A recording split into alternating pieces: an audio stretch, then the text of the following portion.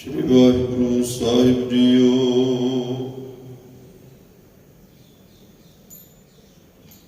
तू समरथ अकथ अगोचर,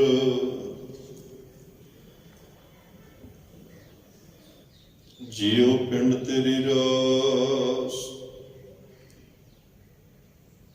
रहम तेरी सुख पाया सदा, नानक की अरदास।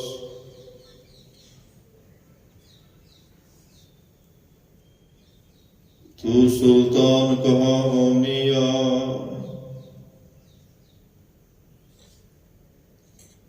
तू सुल्तान कहाँ हो मियाँ, तेरी कवन वडाई। जो तुम दे सो कहा स्वामी, मैं मूर्ख कहण ना जाय। तेरे कवन कवन गुण कह कह गावा, तू साहिब गुणी निधाना। तुमरी महिमा वर्ण ना साको, तू ठाकुर ऊच भगवाना।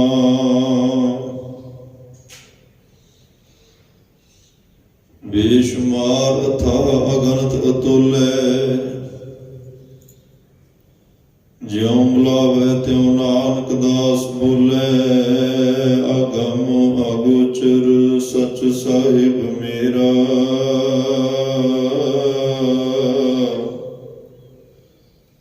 नानक बोले बुलाया तेरा। अगम अगोचर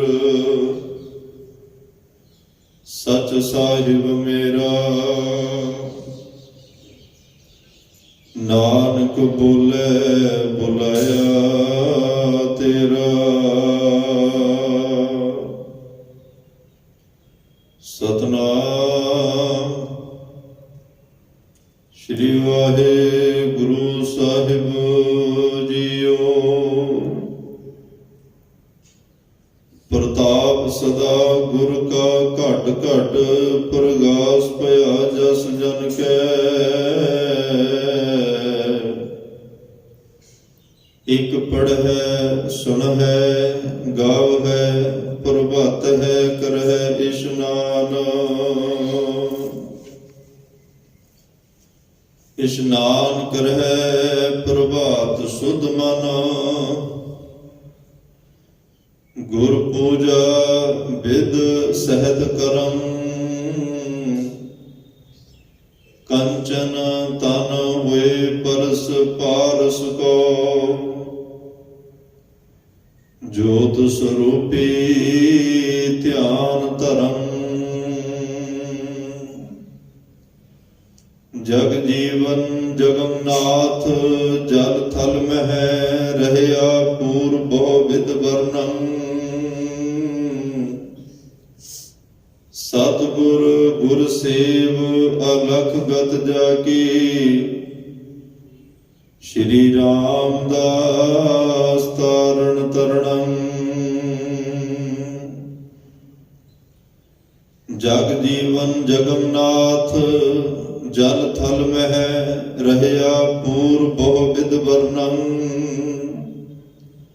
सतगुर गुर सेव अलख गत जाकी, श्री रामदास तारण तरणम। प्रताप सदा गुर का घट घट, प्रगास पया जस जन कै। वाहिगुरु जी का खालसा, वाहिगुरु जी की फतेह। जुगो जुग अटल। सर्व सांझी वालता दे पैगंबर, दीन दुनिया दे राखे, मनुखता दे सांझे रहबर, चवर छतर तखत दे मालक, गुरता गद्दी ते विराजमान, हलत पलत के रखियक, निमाणिया दे मान निताणिया दे तन। सतगुरु सर्व सुखां के दाते सतगुरु धन धन धन साहिब श्री गुरु ग्रंथ साहिब जी महाराज साहिबां दी पावन पवित्र हजूरी दे अंदर अमृत वेले दे दीवाना दी हाजरी भर रहे परम सत्कारयोग गुरु प्यारे गुरु सवारे सत्संगी जनों, वडभागे हो, धनता दे योग हो। सतगुरां दी रबी रहमत दे सदका असीं सारे ही गुरु गोदी दा आनंद माण रहे हैं। गुरु साहब ने नितनेम पढ़न सुनन दा सुभाग समा बख्शिया। आसा की वार दे कीर्तन आप जी ने हजूरी रागी दे जथे दी मुबारक रसना तो बड़ी श्रद्धा भावना नाल सरवण कीता है। उपरंत चल रही श्री गुरु ग्रंथ साहिब महाराज की लड़ीवार कथा गुरु शब्द विचार ब्रह्म विचार नाल जुड़न दा सुभाग समा भी आपां सारिआं नूं प्राप्त होया है। आओ इस मिले हुए समय नूं गुरु की बात पाके अपने जीवन जिंदगी दीआं कुछ घड़ियां पलां नूं सफल करन दा यतन करिए। सतगुरां तो जीवन सेध लैके अपने मनुखा जीवन नूं किवें सफल करना है, किवें इह सार्थक होवे, गुरु नाल साडी नेड़ता किवें होवे, गुरु दे रब्बी गुण दैवी गुण साडे च किवें आउण, ये सारा मार्गदर्शक धन धन साहिब श्री गुरु ग्रंथ साहिब महाराज जी साडा करदे हन। असीं पावन पवित्र बचनां नूं बड़ी श्रद्धा नाल सरवण करके गुरु चरनां नाल जुड़न दी कोशिश करनी है। अज जिथे हर रोज की तरह आपां गुरु शब्द विचार पट्टां दे सवैयां नाल जुड़दे हां, गुरु उपमा गुरु महिमा नाल जुड़दे हां, उत्थे अज धन धन धन साहिब श्री गुरु गोबिंद सिंह जी महाराज जिन्हां दा ज्योति जोत दिहाड़ा है, सचखंड श्री हजूर साहब विखे और होर भी बेअंत थावां दे उपर गुरसिख संगतां बड़ी श्रद्धा भावना नाल मना रहीआं हन। आपां भी इस पावन पवित्र स्थान ते बैठ के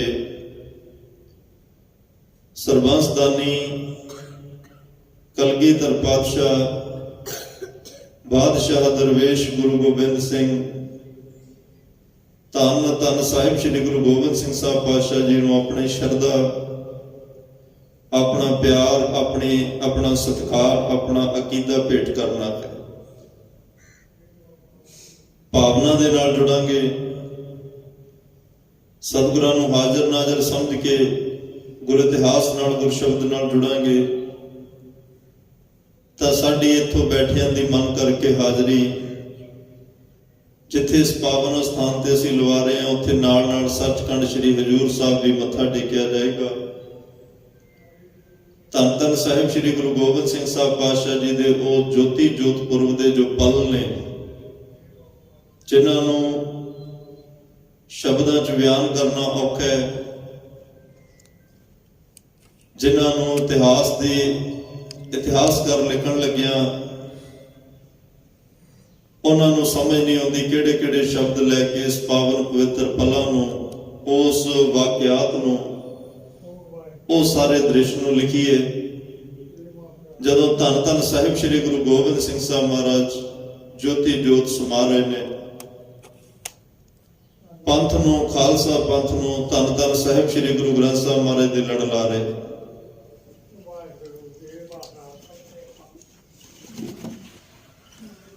सो आओ रल मिल के मन चित बिरतियां एकाग्र करके पावन पवित्र गुरु शब्द विचार नाल जुड़न दा यतन करिए। अज दे इन्हां पावन वचनां विच सतगुरु अमृत वेले जाग के जेड़े धन धन साहिब श्री गुरु रामदास महाराज दे चरनां नाल जुड़दे हन, विधि पूर्वक मर्यादा पूर्वक ਸਿਮਰਨ ਦੇ ਵਿੱਚ ਜੁੜਦੇ ਨੇ, ਨਿਤਨੇਮ ਵਿੱਚ ਜੁੜਦੇ ਨੇ, ਅੰਮ੍ਰਿਤ ਵੇਲੇ ਨੂੰ ਸੰਭਾਲਦੇ ਨੇ, ਅੰਮ੍ਰਿਤ ਵੇਲੇ ਜਾਗ ਕੇ ਬਾਦਸ਼ਾਹ ਬਣਦੇ ਨੇ, ਸ਼ਹਿਨਸ਼ਾਹ ਬਣਦੇ ਨੇ, ਔਰ ਆਪਣੇ ਇਹ ਸਰੀਰ ਰੂਪੀ ਖੇਤ ਵਿੱਚ ਅੰਮ੍ਰਿਤ ਵੇਲੇ ਜਾਗ ਕੇ ਨਾਮ ਦਾ ਬੀਜ ਬੀਜਦੇ ਨੇ। ਤੇ ਉਹ ਸਾਰੇ ਹੀ ਜਿੱਥੇ ਆਪਣਾ ਜੀਵਨ ਸਫਲ ਕਰ ਗਏ, ਧੰਨ ਗੁਰੂ ਰਾਮਦਾਸ ਪਾਤਸ਼ਾਹ ਦੇ ਚਰਨਾਂ ਨਾਲ ਜੁੜ ਕੇ ਉਹ ਸਾਰੇ ਹੀ ਤਰ ਗਏ। ਸਾਰਿਆਂ ਦੇ ਜੀਵਨ ਸਫਲ ਹੋ ਗਏ ਜਿਨ੍ਹਾਂ ਨੇ ਅੰਮ੍ਰਿਤ ਵੇਲਾ ਸੰਭਾਲਿਆ, ਗੁਰੂ ਉਪਦੇਸ਼ ਨੂੰ ਸੁਣਿਆ, ਮੰਨਿਆ ਤੇ ਕਮਾਇਆ। ਅੰਮ੍ਰਿਤ ਵੇਲੇ ਉਸ ਰੱਬੀ ਬਾਣੀ ਦੀ ਯਾਦ ਵਿੱਚ, ਗੁਰੂ ਦੀ ਪ੍ਰਮਾਤਮਾ ਦੀ ਯਾਦ ਵਿੱਚ ਜੁੜੇ। ਅੱਜ ਉਹਨਾਂ ਦਾ ਜ਼ਿਕਰ ਭੱਟ ਸਾਹਿਬਾਨ ਕਰ ਰਹੇ ਹਨ ਕਿ ਜੇ ਕੋਈ ਅੱਜ ਵੀ ਇਸ ਅੰਮ੍ਰਿਤ ਵੇਲੇ ਨੂੰ ਸੰਭਾਲ ਕੇ ਸਿਮਰਨ ਵਿੱਚ ਜੁੜੇ, ਬਾਣੀ ਪੜ੍ਹੇ, ਅੰਤਰ ਗੁਰ ਆਰਾਧਨਾ, ਜਿਹਵਾ ਜਪ ਗੁਰ ਨਾਉ, ਨੇਤਰੀ ਸਤਿਗੁਰ ਪੇਖਣਾ, ਸਰਵਣੀ ਸੁਰਣਾ ਗੁਰ ਨਾਉ, ਇਹ ਚਾਰ ਕੰਮ ਕਰੇ ਤਾਂ ਫਿਰ ਸਤਿਗੁਰ ਸੇਤੀ ਰਤਿਆਂ ਦਰਗਹਿ ਪਾਈਐ ਠਾਉ, ਉਹਨੂੰ ਇਹ ਦਾਤ ਪ੍ਰਾਪਤ ਹੁੰਦੀ ਹੈ। ਵੈਸੇ ਸੰਸਾਰ ਅੰਦਰ ਹਰ ਇੱਕ ਕੰਮ ਦਾ ਸਮਾਂ ਨਿਸ਼ਚਿਤ ਹੁੰਦਾ ਹੈ। ਫਸਲ ਦਾ ਵਕਤ ਹੈ, ਵਕਤ ਨਾਲ ਬੀਜੀ ਜਾਂਦੀ ਹੈ, ਵਕਤ ਨਾਲ ਕੱਟੀ ਜਾਂਦੀ ਹੈ। ਦੁਕਾਨ ਖੋਲ੍ਹਣ ਦਾ ਸਮਾਂ, ਦੁਕਾਨ ਬੰਦ ਕਰਨ ਦਾ ਸਮਾਂ, ਮਨੁੱਖ ਦੇ ਖਾਣ ਪੀਣ ਦਾ ਸਮਾਂ ਹੈ, ਸੌਣ ਦਾ ਸਮਾਂ ਹੈ। ਤੇ ਬਚਪਨ ਜਿਹੜਾ ਹੈ ਉਹ ਸਿੱਖਿਆ ਹਾਸਲ ਕਰਨ ਲਈ ਹੁੰਦਾ ਹੈ, ਤੇ ਜੋਬਨ ਜਵਾਨੀ ਘਰ ਗ੍ਰਸਤੀ ਪਰਿਵਾਰ ਵਸਾਉਣ ਦਾ ਵੇਲਾ ਹੈ। ਬੁਢਾਪਾ ਸਿਆਣਪ ਦਾ ਚਿੰਨ੍ਹ ਹੁੰਦਾ ਹੈ।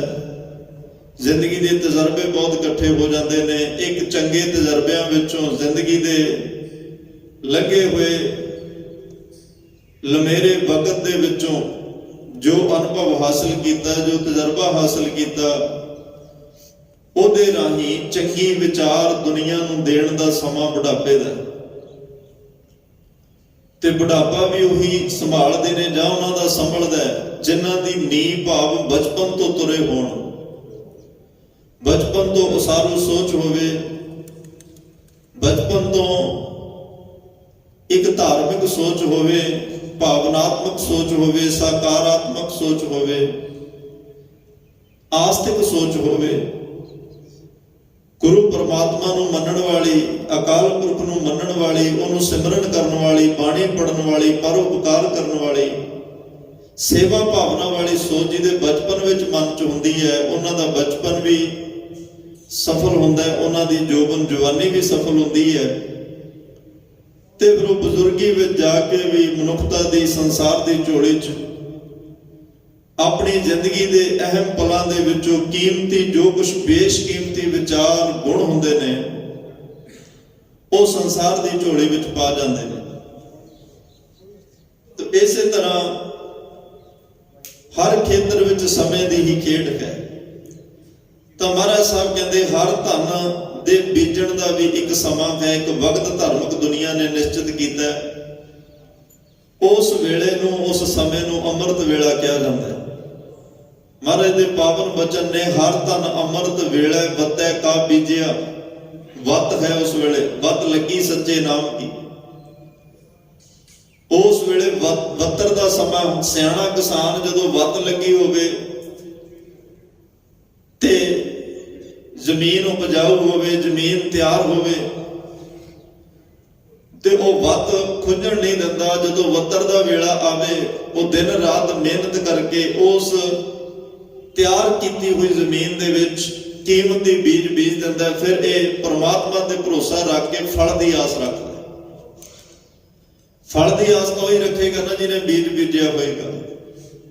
ਜਿਹਨੇ ਬੀਜ ਹੀ ਨਹੀਂ ਬੀਜਿਆ ਤੇ ਉਹ ਹਰ ਰੋਜ਼ ਖੇਤ ਗੇੜੇ ਮਾਰੇ ਕਿ ਮੈਨੂੰ ਅੱਜ ਵੀ ਫਲ ਮਿਲੇ, ਕੱਲ ਵੀ ਫਲ ਮਿਲੇ। ਜਦੋਂ ਬੀਜ ਹੀ ਨਹੀਂ ਬੀਜਿਆ ਫਲ ਦੀ ਆਸ ਕਿਵੇਂ ਰੱਖ ਲਾਂਗੇ? ਫਿਰ ਫਲ ਮਿਲੇਗਾ ਕਿ ਕਿਵੇਂ? ਮਹਾਰਾਜ ਸਾਹਿਬ ਕਹਿੰਦੇ ਆ ਹਰ ਧਨ ਅੰਮ੍ਰਿਤ ਵੇਲੇ ਵੱਤੈ ਕਾ ਬੀਜਿਆ, ਭਗਤ ਖਾਏ ਖਰਚ ਰਹੇ ਨਖੁੱਟੈ ਨਾਹੀ। ਭਗਤ ਖਾਏ, ਭਗਤ ਵੀ ਖਾਂਦੇ ਨੇ, ਤੇ ਭਗਤ ਬਹੁ ਵਚਨ ਹੈ। ਬੇਅੰਤ ਭਗਤ, ਭਗਤਾਂ ਨਾਲ ਜੁੜੇ ਹੋਏ, ਹੋਰ ਕੀਤੀ ਛੁੱਟੀ ਨਾਲ ਜਿਹਨੂੰ ਗੁਰੂ ਅੰਗਦ ਸਾਹਿਬ ਮਹਾਰਾਜ ਨੇ ਕਿਹਾ, ਹੋਰ ਕੀਤੀ ਛੁੱਟੀ ਨਾਲ ਜੋ ਇੱਕ ਮਨ ਇੱਕ ਚਿੱਤ ਆਰਾਧ ਦੇ, ਤਿਨ ਕੀ ਬਰਕਤ ਖਾਹੇ ਅਸੰਖ ਕਰੋੜੇ। ਇੱਕ ਬੰਦਗੀ ਵਾਲਾ, ਇੱਕ ਕਮਾਈ ਵਾਲਾ, ਜਿਹਨੇ ਅੰਮ੍ਰਿਤ ਵੇਲੇ ਜਾ ਕੇ ਪ੍ਰਮਾਤਮਾ ਦੇ ਨਾਮ ਦਾ ਬੀਜ ਬੀਜਿਆ ਇਹ ਸਰੀਰ ਰੂਪੀ ਖੇਤ ਵਿੱਚ। ਹੁਣ ਖੇਤ ਵਿੱਚ ਫਸਲ ਤਾਂ ਇੱਕ ਕਿਸਾਨ ਹੀ ਬੀਜਦਾ ਨਾ, ਪਰ ਉਹਦੇ ਫਲ ਉਹਦਾ ਪਰਿਵਾਰ ਵੀ ਖਾਂਦਾ ਤੇ ਉਹਦਾ ਫਲ ਜਿਹੜਾ ਹੈ ਕਿੰਨੇ ਲੋਕਾਂ ਤੱਕ ਪਹੁੰਚਦਾ। ਬੀਜਿਆ ਇੱਕ ਨੇ ਪਰ ਢਿੱਡ ਪੇਟ ਕਿੰਨਿਆਂ ਦਾ ਭਰ ਗਿਆ।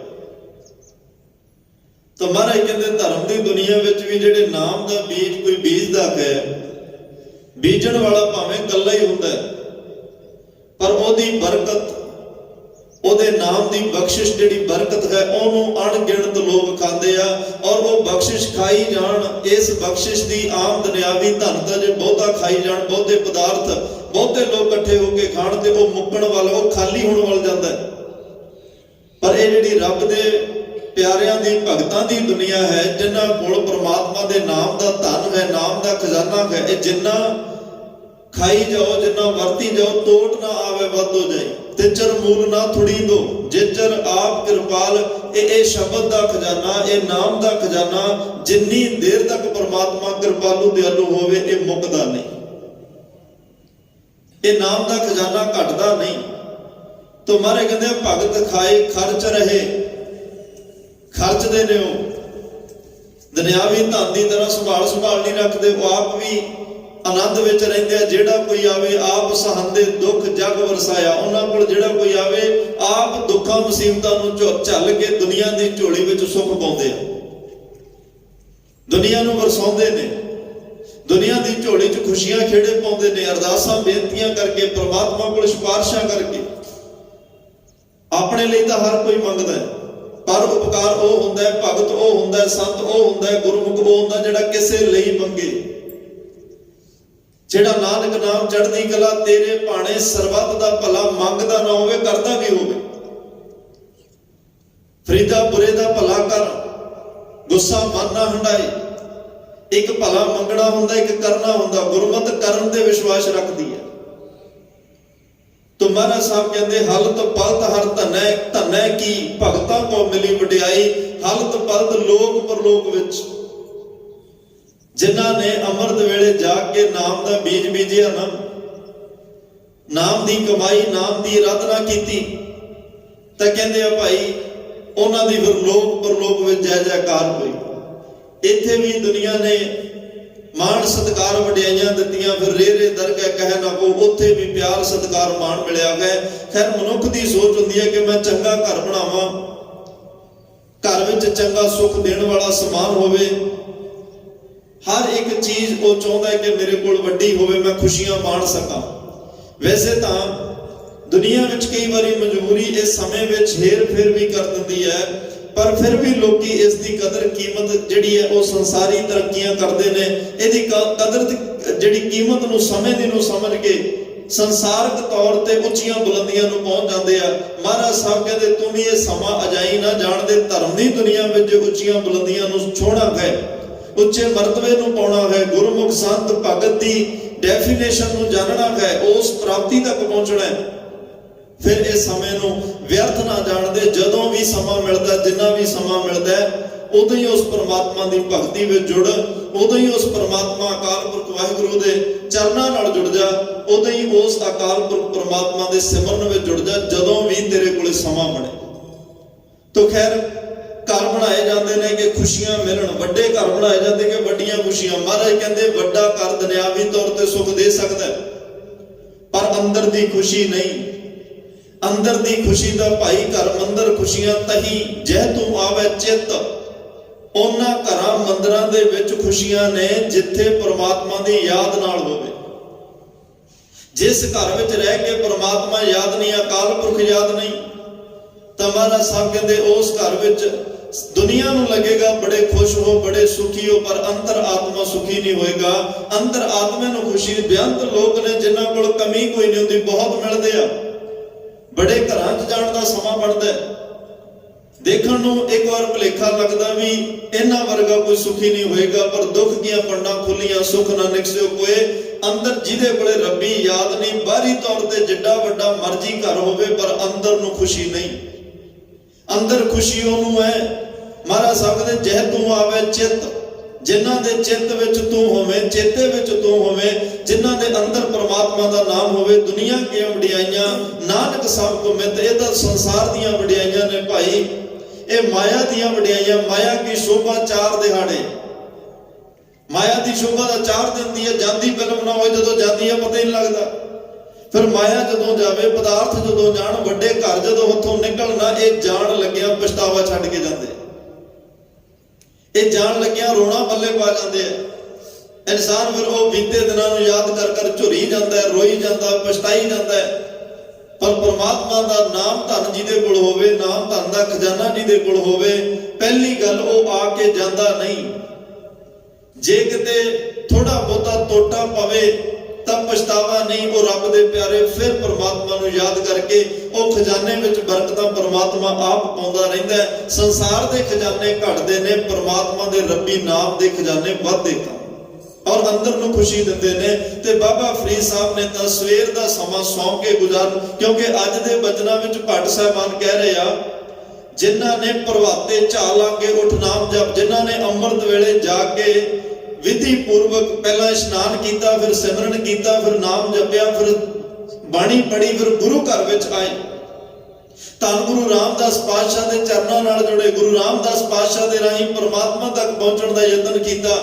गुरु रामदास पातशाह दे ओ जहाज रूपी बेड़े विच, नाम रूपी बेड़े दे विच बैठ के ओ भवसागर तो पार हो गए। अज उन्हां दा जिक्र है। ते जेड़े भाई अमृत वेला सौं के गुजारदे ने, बाबा फरीद साहब कहंदे ओ जिउंदे भी मरिया बराबर ने। जेड़े अमृत वेले जागदे नहीं, अमृत वेला संभालदे नहीं, फरीदा पिछल रात ना जागे होए, जी वंदड़ो मोए होए। जेड़े पिछली रात भाव अमृत वेला 3 तो लैके 6 बजे तक, उस वेले जेड़े विज्ञानी लोग 3:33 तो लैके 5:59 तक पढ़े लिखे सुन रहे हैं। साइंस कह रही है अमृत वेले 3:33 तो लैके 5:59 तक, उस वेले जड़ियां चंद्रमा जां तारियां तो तुहानूं किरणां मिलदियां ने, ਉਹ ਤੁਹਾਡੇ ਦਿਮਾਗ ਨੂੰ ਵਧੇਰੇ ਸ਼ਾਂਤੀ ਪ੍ਰਦਾਨ ਕਰਦੀਆਂ ਨੇ। ਉਹ ਸ਼ਾਂਤੀਪੂਰਵਕ ਤਰੰਗਾਂ ਤੁਹਾਡੇ ਬ੍ਰੇਨ ਦੇ ਰਾਹੀਂ, ਤੁਹਾਡੇ ਕਰਾਉਨ ਦੇ ਰਾਹੀਂ ਤੁਹਾਡੀ ਬਾਡੀ ਦੇ ਵਿੱਚ ਜਿਹੜੀਆਂ ਉਹ ਪ੍ਰਵੇਸ਼ ਕਰਦੀਆਂ। ਫਿਰ ਸਾਰਾ ਦਿਨ ਬੰਦਾ ਸ਼ਾਂਤੀ ਸੁਭਾਅ ਦੇ ਵਿੱਚ ਰਹਿੰਦਾ। ਜਿਹੜਾ ਸੂਰਜ ਦੇ ਨਾਲ ਜ਼ਿਆਦਾ ਅਟੈਚ ਰਹਿੰਦਾ, ਉਹਦੇ ਅੰਦਰ ਗਰਮੀ ਜ਼ਿਆਦਾ ਵੱਧਦੀ ਹੈ ਤੇ ਉਹਦੇ ਅੰਦਰ ਗੁੱਸਾ, ਕ੍ਰੋਧ, साड़ा ईर्खा ये ज्यादा चीज़ां उत्पन्न होंदियां ने। ताई महाराज साइंस अज कह रही है, लेकिन महाराज साहब केड़े वेले कह गए भाई अमृत वेले जाके रब दा नाम जप, जे तैनूं बाहरी तौर ते शांति दीयां किरणां मिलणगीआं तां उस वेले रब दे प्यारे सारे वाहिगुरू वाहिगुरू वाहिगुरू जपण लगे हुंदे आ। जिवें तुसीं किसी विआह वाले घर दे विच चले जाओ ना, जिन्ने भी रिश्तेदार आए होंगे सारिਆਂ ਨੂੰ खुशियां ਦਾ माहौल मिलता। क्यों मिलता? क्योंकि उत्ते माहौल चार सवेरे खुशी का बनया होया। जिन्ने मर्जी इंसान कोई सैड दे विच होवे, सैडनेस ਉਹਦੇ अंदर मन च होवे, किसी खुशी वाले घर च चलिया जावे, ਉਹਦਾ भी मन खुश हो जाता है क्योंकि ਉਹਨੂੰ खुशियां ਦਾ माहौल मिल गया। मारे कहते अमृत वेले तां कह रहे हैं क्योंकि हर पासे पसंद प्यारे गुरमुख जन भगत जन अमृत वेले वाहिगुरू वाहिगुरू राम अल्लाह गॉड दियां धुनां चल रही होंदियां ने। चार सपेरे वातावरण दे विच उस परमात्मा दे नाम दियां किरणां बिखरियां होंदियां ने। तू भी उस वेले उठ के नाम जप ला तां कि ओ जेड़ा चार सपेरे सिमरन दा माहौल बनिया ओदा तैनूं होर लाभ हो सके, तेरा ज्यादा मन टिक सके। ਤਾਂ ਇਹ ਸਮਾਂ ਵਿੱਚ ਉਸ ਵੇਲੇ ਭੁੱਖ ਨਹੀਂ, ਪਿਆਸ ਨਹੀਂ, ਸੰਸਾਰ ਹਜੇ ਅੱਖਾਂ ਸਾਹਮਣੇ ਨਹੀਂ ਆਇਆ ਹੁੰਦਾ, ਹਨੇਰੇ ਨੇ ਆਪਣੀ ਚਾਦਰ ਪਾ ਕੇ ਸਾਰਾ ਕੁਝ ਢੱਕਿਆ ਹੁੰਦਾ ਤੇ ਉਸ ਵੇਲੇ ਮਨ ਦਾ ਜਿਹੜਾ ਦਾਇਰਾ ਬਹੁਤ ਛੋਟਾ ਹੁੰਦਾ। ਜਿਵੇਂ ਜਿਵੇਂ ਦਿਨ ਚੜ੍ਹਦਾ ਮਨ ਦਾ ਦਾਇਰਾ ਵੀ ਵਿਸ਼ਾਲ ਹੁੰਦਾ ਜਾਂਦਾ। ਉਸ ਵੇਲੇ ਮਨ ਨੂੰ ਕਾਬੂ ਕਰਨਾ ਸੌਖਾ ਹੈ, मन नूं पकड़ विच लैके आउणा बहुत सौखा। वो समा जिहड़ा परमात्मा ने गुरु साहब ने सानू साडी धर्म की दुनिया में जिहड़ा सानू समा निश्चित किया गया, फरीदा पिछल रात ना जागियो जी वंदड़ो मोहियो, जे तै रब विसारिया तां रब ना विसरियो है। तां महाराज साहब कहंदे ने एक पासे अमृत वेले ने अमृत नाम नाल जोड़ के अमृत वर्खा करके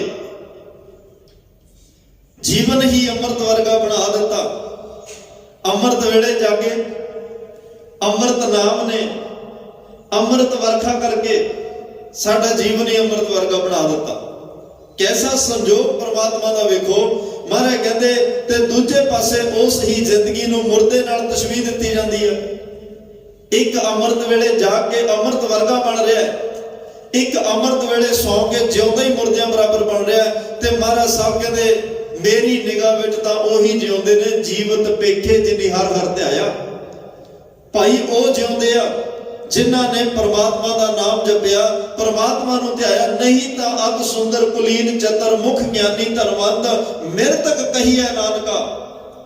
ਅਤ ਦਾ ਸੋਹਣਾ ਹੋਵੇ, ਸਿਆਣਾ ਹੋਵੇ, ਚਤਰ ਹੋਵੇ, ਵਿਦਵਾਨ ਹੋਵੇ, ਉੱਚੀ ਕੁਲ ਵਿੱਚ ਪੈਦਾ ਹੋਇਆ ਹੋਵੇ, ਧਨਾੜ ਦੁਨੀਆ ਦਾ ਹੋਵੇ, ਧਨ ਵੀ ਇੰਨਾ ਹੋਵੇ, ਉਹਦਾ ਘਰ-ਬਾਰ ਲੰਕਾ ਸਭ ਕੁਝ ਸੋਨੇ ਦਾ ਹੋਵੇ, ਪਰ ਮਹਾਰਾਜ ਸਾਹਿਬ ਕਹਿ ਰਿਹਾ ਮਿਰਤਕ ਕਹੀਐ ਨਾਨਕਾ ਜੈ ਪ੍ਰੀਤ ਨਹੀਂ ਭਗਵਾ। ਮੇਰੀ ਨਿਗਾਹ 'ਚ ਭਾਈ ਉਹ ਜਿਉਂਦਾ ਹੀ ਮਰਿਆ ਜਿਹਨੇ ਸੰਸਾਰ ਨਾਲ ਤਾਂ ਐਡੀ ਪ੍ਰੀਤ ਪਰ ਪ੍ਰਮਾਤਮਾ ਨਾਲੋਂ ਪ੍ਰੀਤ ਤੋੜੀ ਬੈਠਾ। ਪ੍ਰਮਾਤਮਾ ਨਾਲ ਉਹਦਾ ਕੋਈ ਸਨੇਹ ਨਹੀਂ ਹੈ। ਜੀਵਤ ਪੇਖੇ ਜਿਨੀ ਹਰ ਹਰ ਧਿਆਇਆ, ਸਾਧ ਸੰਗਤ ਨੇ ਦਰਸ਼ਨ ਪਾਇਆ, ਸਾਧ ਸੰਗ ਗੁਣ ਗਾਇਆ, ਸਭ ਦੁੱਖ ਹੈ ਖਾਤਾ ਨਾਨਕ ਸੋਈ ਜੀਵਿਆ। ਜਿਨ ਇੱਕ ਪਛਾਤਾ, ਜਿਹਨੇ ਇੱਕ ਪਰਮਾਤਮਾ ਨੂੰ ਪਛਾਣ ਲਿਆ, ਉਹੀ ਮਹਾਰਾਜ ਸਾਹਿਬ ਕਹਿੰਦੇ ਭਾਈ ਜਿਉਂਦਾ ਹੈ, ਉਹੀ ਇਹ ਸੰਸਾਰ ਵਿੱਚ ਜਿਉਂਦਾ ਹੈ। ਧੰਨ ਗੁਰੂ ਰਾਮਦਾਸ ਮਹਾਰਾਜ ਨੇ ਤਾਂ ਇਹ ਬਚਨ ਤੁਹਾਨੂੰ ਯਾਦ ਵੀ ਹੋਣਗੇ। ਇੱਕ ਗੁਰਸਿੱਖ ਦੀ ਪਰਿਭਾਸ਼ਾ ਦਿੰਦਿਆਂ ਹੋਇਆ ਇੱਕ ਵਾਰ ਕਿਸੇ ਨੇ ਤਰਕ ਕੀਤੀ ਸੀ ਕਿ ਗੁਰੂ ਗ੍ਰੰਥ ਸਾਹਿਬ ਕਿਹੜਾ ਬੋਲਦੇ ਆ, ਤਾਂ ਸਕੂਲ ਕਾਲਜ ਦੇ ਬੱਚਿਆਂ ਨੇ ਕੋਈ ਬਹਿਸ ਹੋਈ ਹੋਣੀ ਆ ਕਿਸੇ ਹੋਰ ਧਰਮ ਦੇ ਲੋਕਾਂ ਨਾਲ। ਉਹ ਕਹਿੰਦੇ ਵੀ ਤੁਹਾਡਾ ਗੁਰੂ ਗ੍ਰੰਥ ਸਾਹਿਬ ਬੋਲਦਾ ਨਹੀਂ। ਤਾਂ ਨੌਜਵਾਨ ਬੱਚੇ ਬੱਚੀਆਂ ਜਿਹੜੇ ਪੜ੍ਹ ਰਹੇ ਸਨ ਸਕੂਲ ਕਾਲਜ, ਉਹਨਾਂ ਨੇ ਕਿਹਾ ਵੀ ਇਹ ਕਿਵੇਂ ਹੋ ਸਕਦਾ, ਸਾਡੇ ਤਾਂ ਦਿਨ ਦੀ ਸ਼ੁਰੂਆਤ ਹੁਕਮਨਾਮਾ ਸਾਹਿਬ ਤੋਂ ਹੁੰਦੀ ਆ। ਜੇ ਗੁਰੂ ਗ੍ਰੰਥ ਸਾਹਿਬ ਬੋਲ ਕੇ ਕੁਝ ਕਹਿੰਦੇ ਆ ਤਾਂ ਹੀ ਅਸੀਂ ਉਸ ਉਪਦੇਸ਼ ਨੂੰ ਮੰਨਦੇ ਆ ਨਾ। ਉਹ ਕਹਿੰਦੇ ਵੀ ਅਸੀਂ ਨਹੀਂ ਮੰਨਦੇ। ਉਹ ਕਿਸੇ ਜੁੜੀ ਹੋਈ ਆਤਮਾ ਕਿਸੇ ਮਹਾਂਪੁਰਸ਼ ਕੋਲ ਗਏ, ਉਹਨਾਂ ਨੇ ਕਿਹਾ ਜੀ ਇੱਕ ਸਵਾਲ ਹੈ, ਸਾਡੇ ਨਾਲ ਦੇ ਬੱਚੇ ਕਹਿ ਰਹੇ ਆ ਵੀ ਤੁਹਾਡਾ ਗੁਰੂ ਗ੍ਰੰਥ ਸਾਹਿਬ ਬੋਲਦਾ ਨਹੀਂ, ਅੱਜ ਇਸ ਗੱਲ ਦਾ ਨਿਰਣਾ ਕਰਕੇ ਦੱਸੋ ਨਾ। ਉਹ ਵੀ ਜੁੜੀ ਹੋਈ ਆਤਮਾ ਸਿਮਰਨ ਬੰਦਗੀ ਵਾਲਾ ਹੋਵੇ ਨਾ।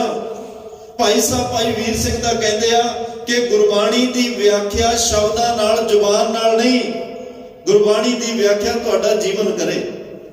ਗੁਰਬਾਣੀ ਦੀ ਵਿਆਖਿਆ ਤੁਹਾਡਾ ਜੀਵਨ, ਜਿਵੇਂ ਬਾਬਾ ਦੀਪ ਸਿੰਘ ਨੇ ਵਿਆਖਿਆ ਕੀਤੀ, ਜੋ ਤੋਂ ਪ੍ਰੇਮ ਖੇਲਣ ਦਾ ਚਾਹੋ ਸਿਰ ਧਰ ਤਲੀ ਗਲੀ ਮੇਂ ਲਿਆਓ। ਭਾਈ ਸਾਹਿਬ ਭਾਈ ਮਨੀ ਸਿੰਘ ਨੇ, ਭਾਈ ਮਤੀ ਦਾਸ ਨੇ ਵਿਆਖਿਆ ਕੀਤੀ, ਜੋ ਤਨ ਚੀਰੈ ਤੋ ਅੰਗ ਨ ਮੋਰੋ, ਪਿੰਡ ਪਰੈ ਤੋ ਪ੍ਰੀਤ ਨਾ ਤੋਰੋ। ਜੇ ਮੇਰਾ ਤਨ ਵੀ ਚੀਰਿਆ ਜਾਏ ਤੇਰੇ ਨਾਲੋਂ ਪ੍ਰੀਤ ਨਹੀਂ ਤੋੜਾਂਗਾ। ਮਹਾਰਾਜ ਸਾਹਿਬ ਕਹਿਣ ਲੱਗੇ ਮੈਨੂੰ ਆਰੇ ਨਾਲ ਚੀਰਿਆ ਜਾਣਾ ਪ੍ਰਵਾਨ ਹੈ, ਪਰ ਕਰਵਤ ਭਲਾ ਨਾ ਕਰਵਟ ਤੇਰੀ।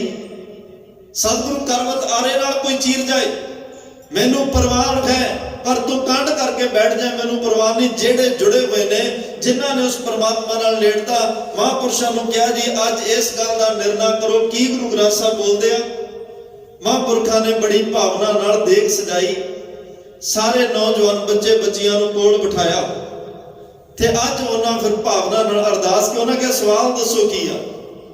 ਬੱਚਿਆਂ ਨੇ ਕਿਹਾ ਜੀ ਸਵਾਲ ਇਹ ਆ ਵੀ ਸਿੱਖ ਦੱਸੋ ਕਿਹੋ ਜਿਹਾ ਹੁੰਦਾ।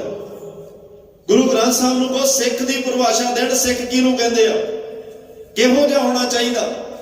ਉਹਨਾਂ ਨੇ ਅੱਜ ਧੰਨ ਗੁਰੂ ਗ੍ਰੰਥ ਸਾਹਿਬ, ਪਤਾ ਨਹੀਂ ਕਿੰਨੀ ਭਾਵਨਾ ਨਾਲ ਅਰਦਾਸ ਦੇ ਬੋਲ ਹੋਣਗੇ।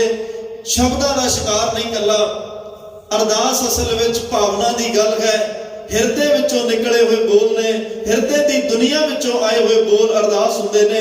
ਹਿਰਦੇ ਦੀ ਦੁਨੀਆ ਵਿੱਚੋਂ ਮਾਰੀ ਹੋਈ ਆਵਾਜ਼ ਅਰਦਾਸ ਹੁੰਦੇ ਨੇ। ਹਿਰਦੇ ਦੀ ਦਿਲ ਦੀ ਦੁਨੀਆ ਵਿੱਚੋਂ ਨਿਕਲੇ ਹੋਏ ਸ਼ਬਦ ਪੁਕਾਰ ਉਹ ਅਰਦਾਸ ਹੁੰਦੇ ਨੇ। ਸ਼ਬਦਾਂ ਦਾ ਕੋਈ ਹੇਰ ਫੇਰ ਕਿਵੇਂ ਕਰ ਲੈਂਦਾ, ਕੋਈ ਕਿਵੇਂ ਸ਼ਬਦਾਂ ਨੂੰ ਬੋਲ ਲੈਂਦਾ। ਮਹਾਂਪੁਰਖਾਂ ਨੇ ਕਿਹਾ ਧੰਨ ਗੁਰੂ ਗ੍ਰੰਥ ਸਾਹਿਬ ਪਾਤਸ਼ਾਹ, ਤੁਸੀਂ ਹਰ ਵੇਲੇ ਹਰ ਜਗ੍ਹਾ ਹਰ ਪਲ ਆਪਣੇ ਸੇਵਕ ਕੀ ਆਪੇ ਰੱਖਦੇ ਆਇਓ। ਤੁਹਾਡਾ ਬਿਰਧ ਹੈ, ਤੁਹਾਡਾ ਇਹ ਸੁਭਾਅ ਹੈ, ਤੁਹਾਡੀ ਆਦਤ ਹੈ। ਜਿਹੜਾ ਤੁਹਾਡੇ ਨਾਲ ਜੁੜਿਆ ਹੈ, ਜਿਹੜਾ ਤੁਹਾਨੂੰ ਧਿਆਉਂਦਾ ਹੈ, ਜਪਦਾ ਹੈ, ਜਪਾਉਂਦਾ, ਉਹਦੀ ਲਾਜ ਰੱਖਦੇ ਹੋ। ਲੇਕਿਨ ਅੱਜ ਸਾਹਮਣੇ ਇੱਕ ਸਵਾਲ ਹੈ। ਇੱਕ ਤਾਂ ਇਹ ਪੁੱਛਣਾ ਚਾਹੁੰਦੇ ਆ ਕਿ ਤੁਸੀਂ ਬੋਲਦੇ ਹੋ, ਦੂਸਰਾ ਜੇ ਬੋਲਦੇ ਹੋ ਤਾਂ ਇਹਨਾਂ ਦਾ ਸਵਾਲ ਹੈ ਸਿੱਖ ਕੌਣ ਹੁੰਦਾ ਹੈ, ਸਿੱਖ ਦੀ ਪਰਿਭਾਸ਼ਾ ਕੀ ਹੈ, ਸਿੱਖ ਕਿਹੋ ਜਿਹਾ। ਅੱਜ ਬੋਲ ਕੇ ਜਵਾਬ ਦੇ ਦਿਓ। ਅੱਜ ਇਹ ਪੁੱਛਣਾ ਚਾਹੁੰਦੇ ਨੇ ਸਾਰੇ ਬੱਚੇ ਤੁਹਾਡੇ ਕੋਲੋਂ ਸੰਗਤੀ ਰੂਪ ਵਿੱਚ ਆਏ ਨੇ, ਤੇ ਯਾਦ ਰੱਖਿਓ ਉਸ ਮਹਾਂਪੁਰਸ਼ ਨੇ ਅਰਦਾਸ ਕੀਤੀ। ਸਾਰੇ ਉੱਥੇ ਬੈਠੇ ਨੇ। ਸਵਾਲ ਸੀ ਸਿੱਖ ਕੌਣ ਹੁੰਦਾ ਹੈ, ਸਿੱਖ ਕਿਹੋ ਜਿਹਾ ਹੁੰਦਾ ਹੈ, ਸਿੱਖ ਦੀ ਪਰਿਭਾਸ਼ਾ ਕੀ? ਧੰਨ ਗੁਰੂ ਗ੍ਰੰਥ ਸਾਹਿਬ ਮਹਾਰਾਜ ਸਾਹਿਬ ਨੇ ਬੋਲ ਕੇ ਜਵਾਬ ਦਿੱਤਾ ਸੀ, ਭਾਈ ਗੁਰ ਸਤਿਗੁਰ ਕਾ ਜੋ ਸਿੱਖ ਅਖਾਏ, ਸੋ ਭਲਕੇ ਉਠ ਹਰ ਨਾਮ ਤੇ ਆਵੈ, ਉਦਮ ਕਰੇ ਭਲਕੇ ਪ੍ਰਭਾਤੀ ਇਸ਼ਨਾਨ ਕਰੈ, ਅੰਮ੍ਰਿਤ ਸਰਨ ਆਵੈ। ਅੱਜ ਸਿੱਖ ਦੀ ਪਰਿਭਾਸ਼ਾ ਧੰਨ ਗੁਰੂ ਗ੍ਰੰਥ ਸਾਹਿਬ ਮਹਾਰਾਜ ਨੇ ਬੋਲ ਕੇ ਦਿੱਤੀ।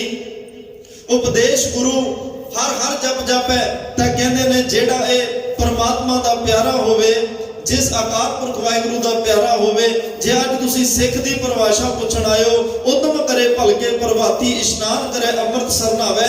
ਉਪਦੇਸ਼ ਗੁਰੂ ਹਰ ਹਰ ਜਪ ਜਾਪੈ, ਸਭ ਕਿਲਵਖ ਦੋਖ ਪਾਪ ਲਹਿ ਜਾਵੈ, ਕਿ ਫਿਰ ਚੜ੍ਹੈ ਦਿਵਸ ਗੁਰਬਾਣੀ ਗਾਵੈ, ਬਹਿੰਦਿਆਂ ਉੱਠਦਿਆਂ ਹਰ ਨਾਮ ਤੇ ਆਵੇ। ਆ ਸਿੱਖ ਹੁੰਦਾ ਜਿਹੜਾ ਉੱਠਦੇ ਬਹਿੰਦੇ ਤੁਰਦੇ ਫਿਰਦੇ ਵਾਹਿਗੁਰੂ ਵਾਹਿਗੁਰੂ ਨਾਮ ਜਪਦਾ ਫਰੀ ਜਾਵੇ।